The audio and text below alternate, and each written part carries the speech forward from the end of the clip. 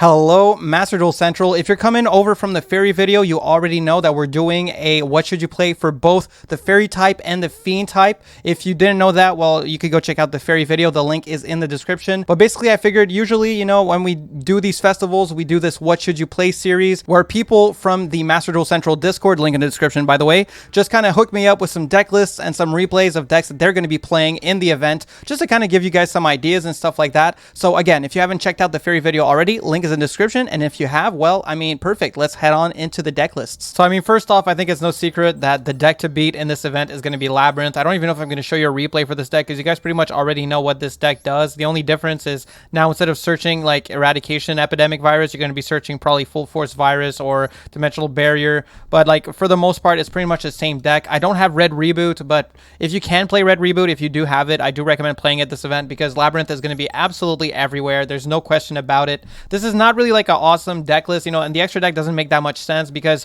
really the main one that you're going to be summoning is Muckraker. Almost everything else is pretty much just fodder for Pot of Extrav and little toolbox stuff like the Nightmares. So really, like, that's really up to you, other than maybe like Baguska and Muckraker, what you want to throw in there. Dugares is really good though. I do recommend running Dugares. You don't always need your draw with this deck, so getting 2 draws and 1 discard is going to give you a bit of setup, and also like if you miss your next draw phase, doesn't really matter when you have so much recursion and searching in this engine. But yeah, Labyrinth goes without saying is going to be broken. Let's go on to the next deck list. And for our next deck list, huge shout to Pitasovs. This is DDD. This is going to be a crazy fiend deck for the event. And it's actually going to have a pretty decent matchup against Labyrinth because it actually has 2 in archetype ways of dealing with Labyrinth. We have Siegfried here, which basically has a spell and trap negate. You can target a face-up spell/trap on the field. That target has its effects negated until the next standby phase. And we also have High Flame Genghis, Flame High King Genghis, sorry. And this also has just a once per turn when a spell/trap is activated. Quick effect, you can negate the activation. So we have 2 good ways of dealing with Labyrinth in this deck. And if you guys have seen these decks, you already know they pop off like crazy. They set up insane boards. It's really scary stuff, and we do have a replay for it. So huge out to Pitasovs, and on to the next deck list. All right, this next deck here is from Mazinger again. And honestly, this deck is so cool. It's Magical Musketeer mixed with Runic. Now, Runic is actually pretty good in this event. We only have 1 fountain and we only have 1 runic tip,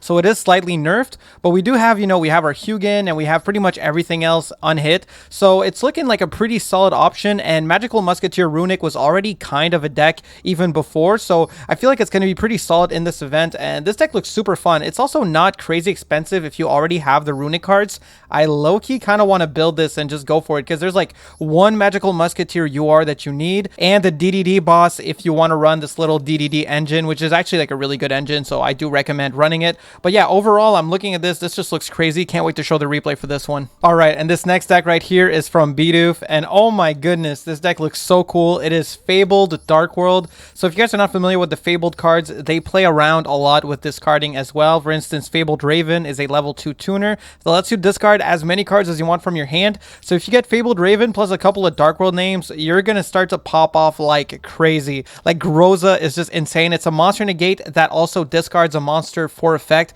which means you can actually activate a Dark World effect on top of negating a monster, and it's a quick effect too. So like there's just so much going on with this deck list here. I think this deck is going to be super awesome. I might even want to craft this just to try it. I don't need to craft that many URs to build it, and I already have all the Dark World cards, so I might actually try this. I kind of want to play Dark World Runic, but I'm looking at this deck list and it just looks so fun to play. So yeah, if you guys are interested in playing some Dark World, maybe check out Fabled Dark Worlds. We do have a replay for this. Shout out Bidoof. And finally here, we did want to give some love to the new Evil Eye support, even though I'm not a big fan of Evil Eye. So here's Unchained Evil Eye, and shout out to Raptor for this deck list. Now sadly, we don't have a replay for this deck, but if you guys want just the basic combo, basically, you're going to summon Zerziel.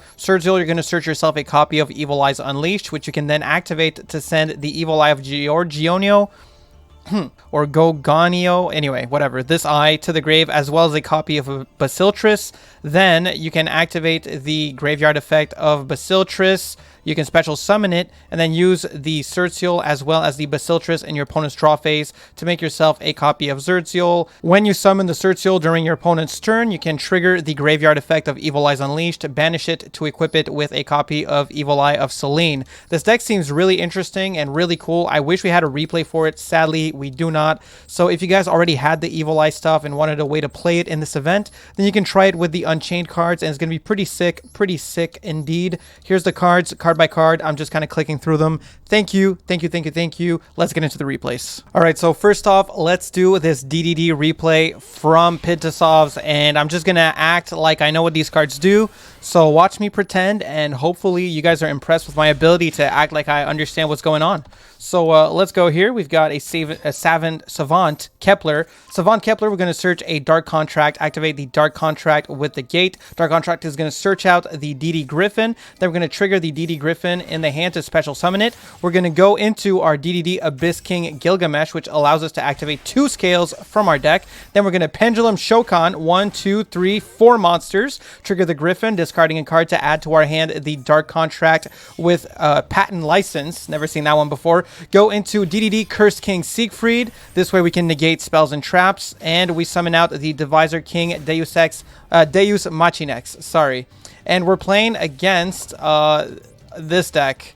What is this, like the... Oh my god, it's that Lair of Darkness strategy. Okay, so Metaverse, activate Lair of Darkness from the deck here. We're going to go for Dark Contract. Again, pay a little bit of life points. Go for Cursed King and just negate the Lair of Darkness as soon as possible, which is probably a good move. Then we can go for Go DDD Divine King Rage in the standby. I don't even know what that did, but that doesn't matter. Either way, we're going to summon 2 to make another Abyss King Gilgamesh. They're going to go for Trap Trick here to set up a Ballista Squad. So go Ballista Squad here, tributing the Doomdog Orchos to pop our opponent's card. Abyss King Gilgamesh, if it's destroyed by an opponent's card, we can special summon from our extra deck a DDD Super King Bright Armageddon. I love these names. DDD Vice Typhoon, banish itself and Gilgamesh in order to fusion summon Dragonbane King Beowulf.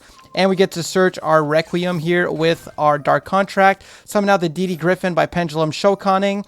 And we can trigger our Necroslime in the grave to fusion into High King Flame Genghis. Dude, this deck is so crazy, man. It's really hard to keep up. But as you guys can see, this deck can just put up insane boards, even in the event, set up a couple of negates, do what it has to do. This is definitely going to be a real threat in the event.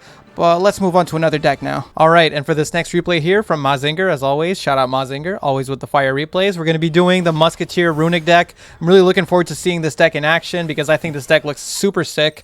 So let's see what it is here. We have a lot of Runic cards and 1 Magical Musketeer card. That's all you need, baby. We're going second against... Oh my god, is it Umi Control? I haven't seen this deck in ages. Okay, so they're going Electric Jellyfish, sending the Legendary Ocean, summoning the Dragon Lord, activating their Sea Stealth 2, searching the trap, and they're just going to pass on that. Pretty good for a Umi player. I mean, they don't have the spell yet, which is kind of bad. Our hand is a bit too crazy for this, though. They're going to go for Sea Stealth attack. We're going to go for Runic Destruction. They're going to negate with the Jellyfish and get their Legendary Ocean. Now we're going to go Runic Fountain, grab ourselves a Runic Smithing Storm, and we're going to activate the Runic Smithing Storm, banishing a couple of cards, triggering our Runic Fountain, getting to draw a couple more cards. And yeah, this is looking pretty crazy. Here we're going to go Flashing Fire. They're going to chain, of course, the Sea Stealth attack to not have to lose that Dragon Lord, but now we can actually special summon non-water monsters. So we're going to make ourselves a Magical Musketeer Max, summon 4 from deck, activate Slumber, banish more cards, activate the effect of Magical Musketeer Caspar to search the Desperado, get to pop a card. Then we're going to get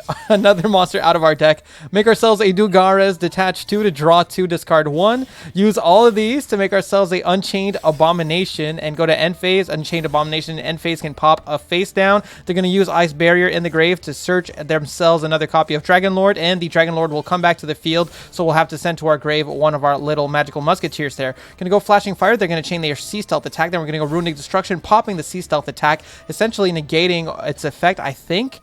Wait, does it still apply? I don't know. Either way, we get to just draw a bunch of cards off of Runic stuff. They're going to summon another Dragon Lord. We're going to go for the Freezing Curses to negate it. They're going to go Battle Phase, smack into our Abomination here. We'll get to pop their field spell. I think this Umi player here is just kind of going through it right now. In the end phase, they get it back, and then it gets popped by Unchained Abomination. That's hilarious. Unchained Abomination, I guess, is just busted in this matchup. Anyway, Pot of Duality here. Get ourselves a Caspar. Normal to Caspar, go to end phase because our battle phase is skipped because pairs of runic cards. Our opponent's going to draw. We're going to go for Magical Musketeer, Dancing Needle, banish 3 cards just for the fun of it. Then we get to trigger our cast bar since the card was activated in its column. Search a Last Stand, and we're looking pretty crazy here. Looking pretty insane. A draw into Runic Dispelling. Going to go and swing for a little bit of damage here. Then we're going to go to end phase. All right, we're looking pretty good. We can activate these cards from our hand thanks to our cast bar, and we also have a 1 runic spell at least. So here, I mean, okay, we're just going to go and swing for game. I mean, come on, guys. This deck looking pretty good, looking pretty insane.